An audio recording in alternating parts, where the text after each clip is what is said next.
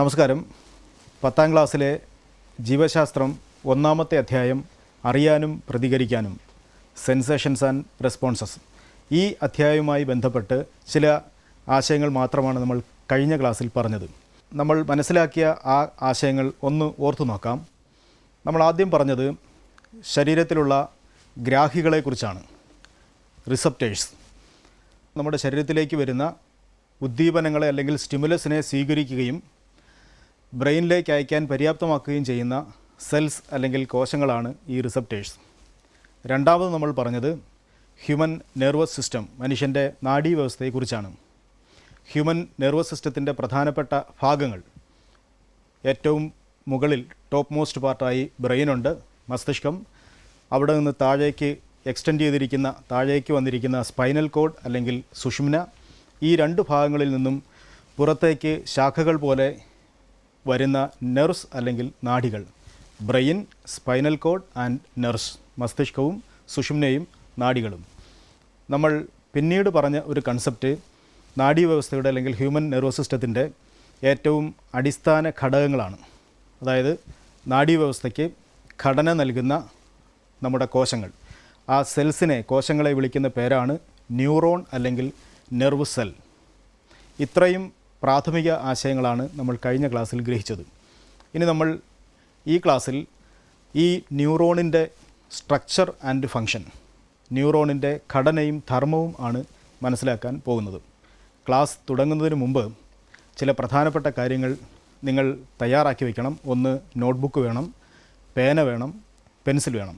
കാരണം നമ്മൾ പറയുന്നതിനനുസരിച്ച് നിങ്ങൾ ചില കാര്യങ്ങൾ ചെയ്തു പോകേണ്ടതുണ്ട്. കാഴ്ചക്കാരായി ഇരിക്കാതെ ഈ പറയുന്ന വസ്തുതകൾ കുറിച്ചെടുക്കാനും ചില ചിത്രങ്ങൾ വരയ്ക്കാനുമൊക്കെ നോട്ട്ബുക്കും പെൻസിലും പേനയും കരുതി വേണം നമുക്ക് മുന്നോട്ട് പോകാൻ. നിങ്ങൾ തയ്യാറാണെന്ന് വിശ്വസിക്കുന്നു.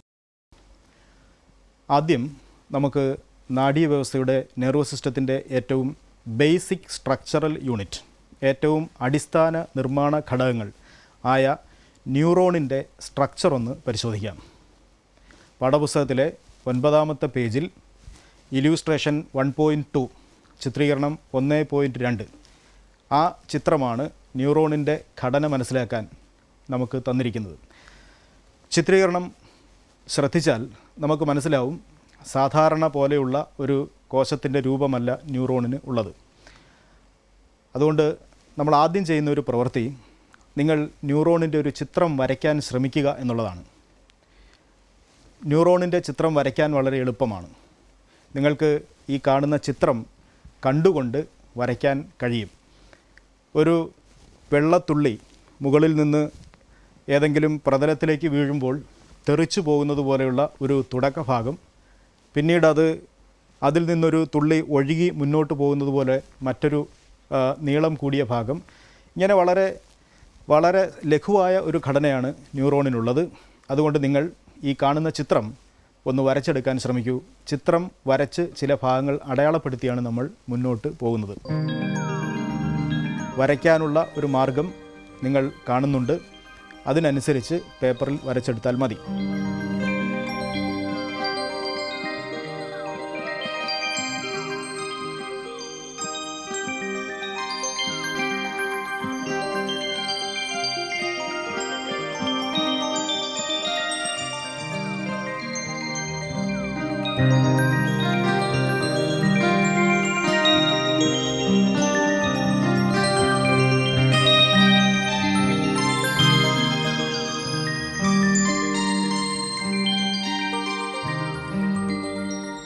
ന്യൂറോണിൻ്റെ ഏകദേശ രൂപം നിങ്ങൾക്ക് വരച്ചെടുക്കാൻ കഴിഞ്ഞു എന്ന് വിശ്വസിക്കുന്നു.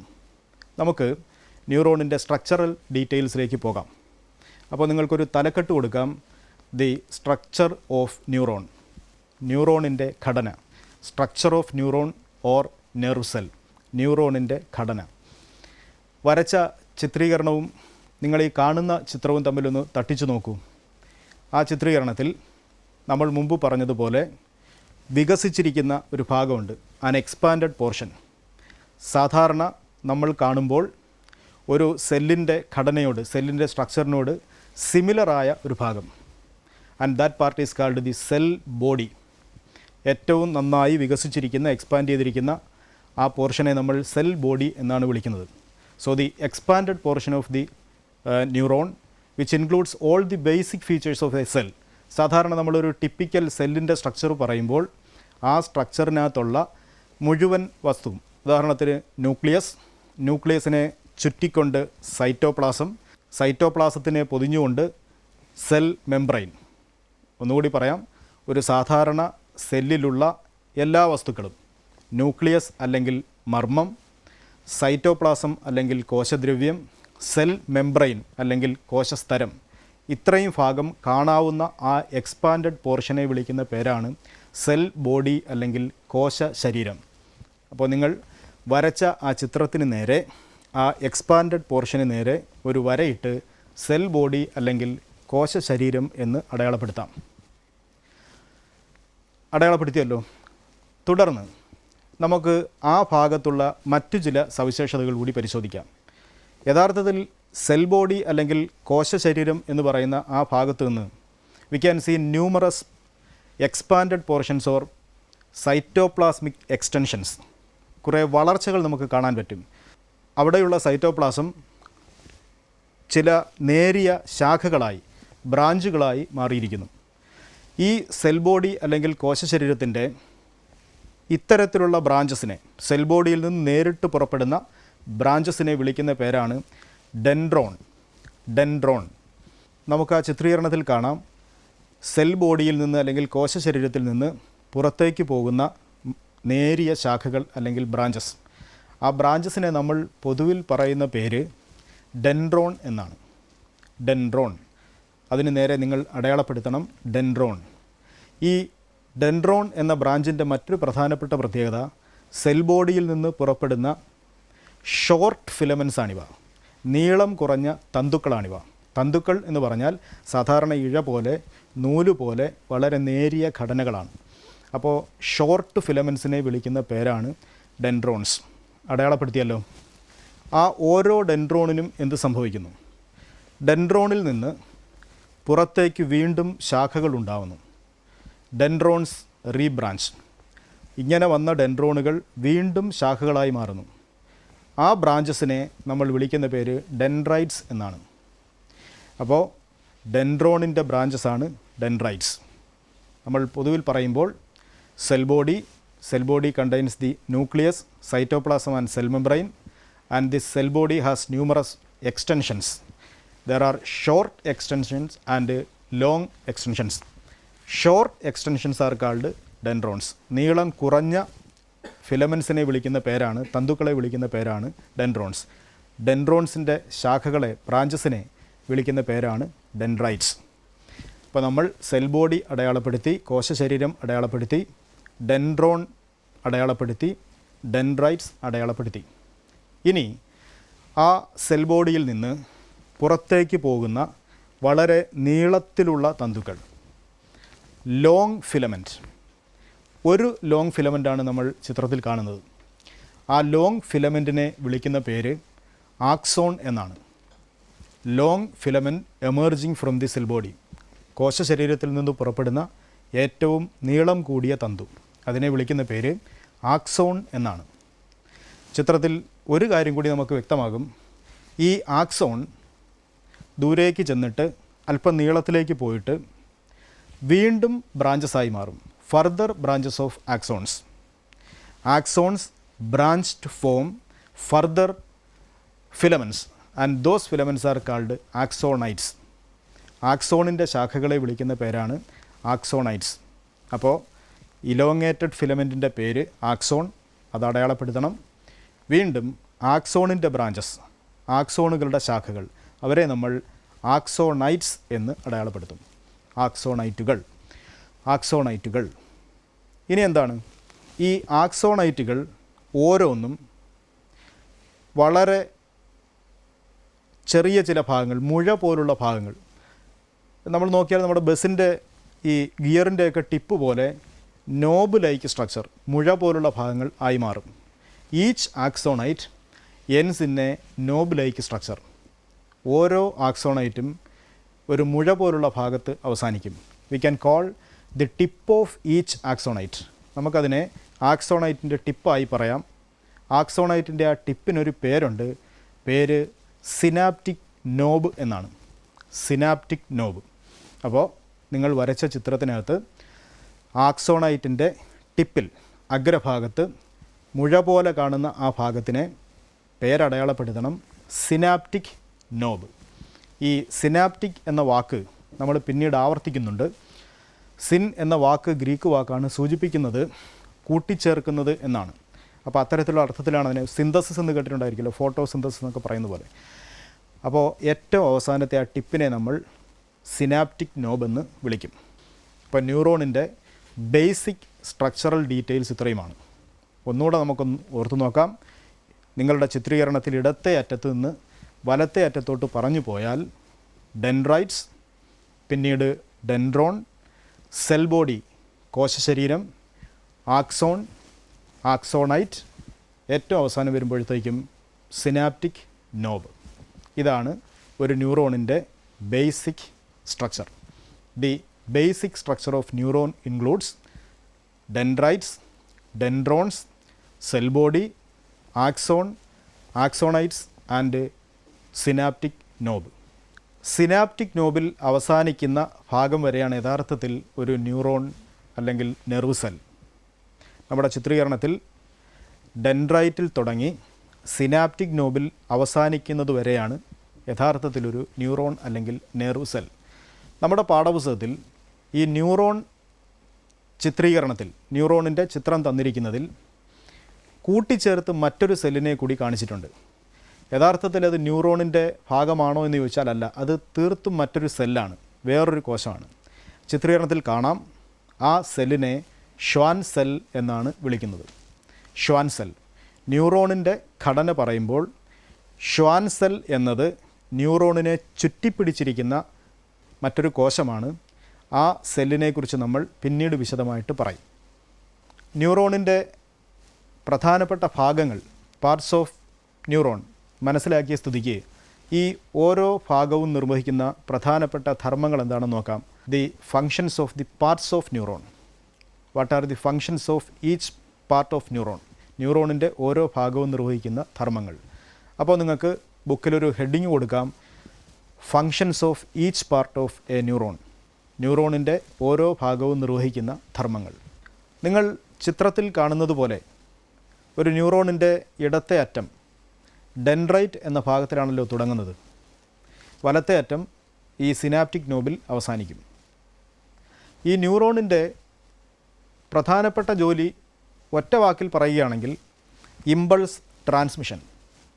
അപ്പോൾ പലപ്പോഴും നമ്മൾ പറയുന്നത് ഇമ്പൾസ് ട്രാൻസ്മിഷനാണ് ന്യൂറോണിൻ്റെ ഫങ്ഷൻ. അതേസമയം ന്യൂറോണിൻ്റെ ഈ ഡെൻഡ്രൈറ്റുകളിൽ ഇമ്പൾസ് ഫോർമേഷനും നടക്കുന്നുണ്ട്. തുടക്കത്തിൽ നമ്മൾ ഡെൻഡ്രൈറ്റ് ആണ് പറയുന്നത്. എന്താണ് ഈ ഡെൻഡ്രൈറ്റ് ചെയ്യുന്നത്? It is the beginning part of a neuron. Dendrite എന്ത് ചെയ്യുന്നു എന്ന് വെച്ചാൽ തൊട്ടടുത്തുള്ള മറ്റ് ന്യൂറോണുകളിൽ നിന്ന്, നമ്മൾ പറയാം അഡ്ജസൻറ്റ് ന്യൂറോൺസ്, അഡ്ജസൻറ്റ് ന്യൂറോൺസിൽ നിന്ന് മെസ്സേജിനെ സ്വീകരിക്കുന്നു. Receives message from the adjacent neurons. തൊട്ടടുത്ത ന്യൂറോണുകളിൽ നിന്ന് മെസ്സേജിനെ സ്വീകരിച്ച് ഈ ഓരോ ഭാഗങ്ങളിലൂടെയും കടത്തിവിടുന്നു. അപ്പോൾ ഡെൻഡ്രൈറ്റിൽ സ്വീകരിക്കപ്പെടുന്ന മെസ്സേജിന് പിന്നീട് എന്തായിരിക്കും സംഭവിക്കുക? ആ ഡെൻഡ്രൈറ്റുകളിൽ നിന്നെല്ലാം ഈ മെസ്സേജ് നേരെ ഡെൻഡ്രോണിലേക്ക് വരും. The function of dendrite is to receive message from the adjacent neuron. തൊട്ടടുത്ത ന്യൂറോണിൽ നിന്ന് സന്ദേശങ്ങളെ സ്വീകരിക്കുന്നു. ഈ ഡെൻഡ്രൈറ്റിലെത്തിയാൽ ഈ മെസ്സേജ് പിന്നെ എങ്ങോട്ട് പോകും? ആ ഇല്യൂസ്ട്രേഷനിൽ നമുക്ക് മനസ്സിലാവും. ഡെൻഡ്രൈറ്റുകളെല്ലാം മെസ്സേജിനെ ഡെൻഡ്രോണിലേക്കാണ് കടത്തിവിടുന്നത്. ഡെൻഡ്രോണിന് മറ്റൊരു ജോലി ചെയ്യാനുമാവും. കിട്ടിയ മെസ്സേജിനെ തൊട്ടടുത്ത ഭാഗമായ സെൽ ബോഡിയിലേക്ക് ട്രാൻസ്മിറ്റ് ചെയ്യാൻ പറ്റും. അപ്പോൾ ഡെൻഡ്രോൺ എന്തു ചെയ്യുന്നു എന്ന ചോദ്യത്തിന് വളരെ എളുപ്പത്തിൽ ഉത്തരം പറയാം. വാങ്ങുന്നു, മറ്റൊരിടത്തേക്ക് കൊടുക്കുന്നു. Receives message from the dendrite and transmit to cell body.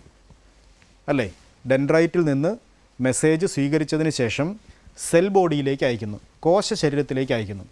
അടുത്ത ഭാഗത്തേക്ക് വരാം, അത് സെൽ ബോഡിയാണ്. സെൽ ബോഡിയും ഇതേ പ്രവർത്തനം ആവർത്തിക്കുന്നു. എന്താണ്? Receives the message and transmits. ആരിൽ നിന്നാണ് സെൽ ബോഡി റിസീവ് ചെയ്യുന്നത്? ഡെൻഡ്രോണിൽ നിന്ന്. സെൽ ബോഡിയിൽ നിന്ന് ആ മെസ്സേജ് നേരെ പോകുന്നത് തൊട്ടടുത്ത ഭാഗമായ ആക്സോണിലേക്കാണ്. അതുകൊണ്ട് സെൽ ബോഡിയുടെ ഫംഗ്ഷൻ പറയുമ്പോൾ നമ്മൾ പറയും receives message from the dendron and transmits to axon. ഇങ്ങനെ ഓരോ ഭാഗവും വാങ്ങുന്നു, മറ്റൊരിടത്തേക്ക് അയക്കുന്നു എന്ന രീതിയിൽ ഫംഗ്ഷൻ ഓർത്തു വെച്ചാൽ മതിയാകും. ആക്സോണിലേക്ക് വരാം. എന്താണ് ആക്സോൺ ചെയ്യുന്നത്? ആക്സോണിനും മെസ്സേജ് കിട്ടും. എവിടെ നിന്ന് കിട്ടും? സെൽ ബോഡിയിൽ നിന്ന് കിട്ടും. So it receives message from the cell body and transmits to axonite. Final പാർട്ടാണല്ലോ ആക്സോണൈറ്റ്. ആക്സോണൈറ്റും ചെയ്യുന്നത് ഇത് തന്നെയാണ്. എന്താണ് ആക്സോണൈറ്റ് ചെയ്യുന്നത്? നിങ്ങളൊന്ന് പറഞ്ഞു നോക്കൂ. ആക്സോണൈറ്റ് ചെയ്യുന്നത് മെസ്സേജിനെ ആക്സോണിൽ നിന്ന് റിസീവ് ചെയ്യും. മെസ്സേജിനെ ആക്സോണിൽ നിന്ന് സ്വീകരിച്ചിട്ട് നേരെ സിനാപ്റ്റിക് നോബിലേക്ക് അയക്കും. So each axonite receives message from the axon and transmits to synaptic knob. അവസാനം ഈ മെസ്സേജ് പോകുന്നത് സിനാപ്റ്റിക് നോബ് എന്ന ടിപ്പ് ഓഫ് ദി ആക്സോണൈറ്റിൻ്റെ അഗ്രഭാഗത്തേക്കാണ്. ഈ ടിപ്പ് ഓഫ് ദി ആക്സോണൈറ്റിനെ കുറിച്ച് നമ്മൾ പിന്നീട് വിശദമായി പഠിക്കും. എന്താണ് ഈ സിനാപ്റ്റിക് നോബിൻ്റെ ഫംഗ്ഷൻ? അവിടെ സംഭവിക്കുന്നത് എന്താണെന്ന് വെച്ചാൽ, ഒരു ന്യൂറോണിൻ്റെ എൻഡ് വരെ ഈ മെസ്സേജ് ചെന്നു. ഈ ന്യൂറോണിൽ നിന്ന് മറ്റൊരു ന്യൂറോണിലേക്കോ മറ്റേതെങ്കിലും സെല്ലിലേക്കോ ആണ് മെസ്സേജ് പോകുന്നത്. പക്ഷേ നമ്മുടെ പാഠപുസ്തകത്തിൽ പറയുന്നു ഈ ന്യൂറോണിൻ്റെ എൻഡിൽ വന്നിരിക്കുന്ന ഈ മെസ്സേജ് മറ്റൊരു ന്യൂറോണിലേക്കോ മറ്റൊരു സെല്ലിലേക്കോ നേരിട്ട് പോകാൻ കഴിയില്ല. കാരണം സിനാപ്റ്റിക് നോബ് കൊണ്ട് അവിടെ അവസാനിക്കുകയാണ്. അപ്പോൾ പിന്നെ സിനാപ്റ്റിക് നോബ് ചെയ്യുന്നത് കൗതുകകരമായൊരു സംഗതിയാണ്. എന്താണത്? ആ സിനാപ്റ്റിക് നോബിൽ നിന്ന് ചില കെമിക്കൽ സബ്സ്റ്റൻസ്, ചില രാസവസ്തുക്കൾ പുറത്തേക്ക് ഉൽപ്പാദിപ്പിക്കപ്പെടും. The synaptic knob secretes certain chemical substances. Synaptic knob secrete ചെയ്യുന്ന, സ്രവിക്കുന്ന ഈ രാസവസ്തുക്കളെ ഒരു പൊതു പേര് പറയും. They are called neurotransmitters. എഴുതി വയ്ക്കൂ. ആ സിനാപ്റ്റിക് നോബിന് നേരെ നമുക്ക് അടയാളപ്പെടുത്താം. They produce neurotransmitters. അവർ നാഡീയ പ്രേഷകങ്ങൾ എന്നറിയപ്പെടുന്ന രാസവസ്തുക്കളെ ഉൽപ്പാദിപ്പിക്കുന്നു. ഒരു ന്യൂറോണിൽ നിന്ന് മറ്റൊരു ന്യൂറോണിലേക്ക് മെസ്സേജ് ട്രാൻസ്മിഷന് ഈ രാസവസ്തുക്കൾ ആവശ്യമാണ്. അപ്പോൾ അത്തരത്തിൽ ന്യൂറോണിൻ്റെ ഓരോ ഭാഗവും നിർവഹിക്കുന്ന ധർമ്മങ്ങൾ നമ്മൾ കണ്ടു. ഇതുമായി ബന്ധപ്പെട്ട് നിങ്ങളൊരു വർക്ക് ചെയ്യേണ്ടതുണ്ട്. എന്താണ് ആ വർക്ക്? നോക്കൂ, നമുക്ക് ന്യൂറോണിൻ്റെ ഓരോ ഭാഗവും മനസ്സിലായി, ഓരോ ഭാഗവും നിർവഹിക്കുന്ന ഫംഗ്ഷനും മനസ്സിലായി. അങ്ങനെയാണെങ്കിൽ ഒരു പട്ടിക തയ്യാറാക്കാം. We can prepare a table. ആ ടേബിളിൽ 2 പ്രധാനപ്പെട്ട ഹെഡിങ്ങുകൾ വേണം. ആദ്യത്തെ കോളത്തിൻ്റെ ഹെഡിങ് പാർട്സ് ഓഫ് എ ന്യൂറോണിൻ്റെ ഭാഗങ്ങൾ. രണ്ടാമത്തെ കോളത്തിൻ്റെ heading functions of these parts, ഈ ഭാഗങ്ങളുടെ ധർമ്മങ്ങൾ, ന്യൂറോണിൻ്റെ ഭാഗങ്ങളുടെ ധർമ്മങ്ങൾ. അപ്പോൾ parts of a neuron, functions of this part, ഇങ്ങനെ 2 തലക്കെട്ടുകൾ കൊടുത്ത് ഒരു പട്ടിക എഴുതണം. ഓരോ ഭാഗവും ക്രമ നമ്പറിട്ട് നിങ്ങൾക്ക് എഴുതാം. ഓരോ ഭാഗത്തിൻ്റെ നേരെയും അവയുടെ ഫങ്ഷൻസ് എഴുതാം. ഇനി മറ്റൊരു കാര്യം കൂടി നമുക്ക് ചെയ്യാം. കാരണം നമ്മൾ പറഞ്ഞു വന്നത് ഒരു പ്രത്യേക ഭാഗത്ത് നിന്ന് മെസ്സേജ് റിസീവ് ചെയ്ത് തൊട്ടടുത്ത ഭാഗങ്ങളിലൂടെ ട്രാൻസ്മിറ്റ് ചെയ്യുന്ന പ്രോസസ്സാണ്. Message is received from the dendrite and finally it is transmitted to the synaptic knob. ഇതുവരെ യഥാർത്ഥത്തിലൊരു ഡെഫിനിറ്റ് റൂട്ടാണ്, കൃത്യമായ നിയതമായൊരു പാതയാണ്. ഈ പാതയെയും ആ പാതയിൽ ഉൾപ്പെടുന്ന പ്രധാനപ്പെട്ട ഭാഗങ്ങളെയും ഉൾപ്പെടുത്തി നമുക്കൊരു ഫ്ലോ ചാർട്ട് നിർമ്മിക്കാം. ഫ്ലോ ചാർട്ട് നിങ്ങൾക്ക് പരിചയമുണ്ട്. ചില ഭാഗങ്ങൾ, ആ ഭാഗങ്ങളെ ആരോ മാർക്ക് കൊണ്ട് കണക്റ്റ് ചെയ്യുന്നു. നമ്മൾ പലപ്പോഴും 9ാം ക്ലാസ്സിലും 8ാം ക്ലാസ്സിലുമൊക്കെ ഇത്തരത്തിലുള്ള ഫ്ലോ ചാർട്ടുകൾ തയ്യാറാക്കിയിട്ടുണ്ട്. അങ്ങനെയാണെങ്കിൽ നമ്മുടെ ചോദ്യം ഇതാണ്: prepare A flow chart based on the transmission of nerve impulse along A neuron. Prepare A flow chart based on the transmission of nerve impulse along A neuron. ഒരു ന്യൂറോണിലൂടെയുള്ള സന്ദേശവിനിമയത്തെ സൂചിപ്പിക്കുന്ന ഒരു ഫ്ലോ ചാർട്ട് തയ്യാറാക്കുക. അത്തരത്തിലൊരു ഫ്ലോ ചാർട്ട് തയ്യാറാക്കുമ്പോൾ നമ്മൾ എവിടെ നിന്ന് തുടങ്ങണം? സാധാരണഗതിയിൽ ഡെൻഡ്രൈറ്റിൽ നിന്ന് തുടങ്ങിയാൽ മതി. We can begin from dendrite, എന്നിട്ട് നമുക്ക് സിനാപ്റ്റിക് നോബിൽ അവസാനിപ്പിക്കാം. അത്തരത്തിലൊരു ഫ്ലോ ചാർട്ട് പ്രിപ്പയർ ചെയ്ത് നിങ്ങളുടെ അധ്യാപികയ്ക്ക് വിലയിരുത്തലിനായി നിങ്ങൾ സമർപ്പിക്കണം. അപ്പോൾ നമ്മൾ പറഞ്ഞത്, ഇന്നിപ്പോൾ ഇത്രയും സമയം പറഞ്ഞത്, 1 the structure of a neuron, ന്യൂറോണിൻ്റെ ഘടന. 2 the functions of the parts of a neuron, ന്യൂറോണിൻ്റെ പ്രധാനപ്പെട്ട ഭാഗങ്ങൾ, അവ നിർവഹിക്കുന്ന ധർമ്മങ്ങൾ. 3ാമത്തെ എന്താണ്? ഒരു ടേബിളാണ്. ആ ടേബിളിനകത്ത് നമ്മൾ ന്യൂറോണിൻ്റെ പാർട്ടും ഫങ്ഷനും എഴുതി. അവസാനമായി നമ്മൾ ചെയ്തത് ഈ ന്യൂറോണിലൂടെയുള്ള മെസ്സേജ് ട്രാൻസ്മിഷൻ സന്ദേശവിനിമയം അതുൾപ്പെടുത്തിയുള്ള ഒരു ഫ്ലോ ചാർട്ട്. ഈ ഫ്ലോ ചാർട്ട് പൂർത്തിയാക്കുമ്പോൾ നമ്മൾ അവസാനം നിൽക്കുന്ന പാർട്ട് ഏതായിരിക്കും? അത് സിനാപ്റ്റിക് നോബായിരിക്കും.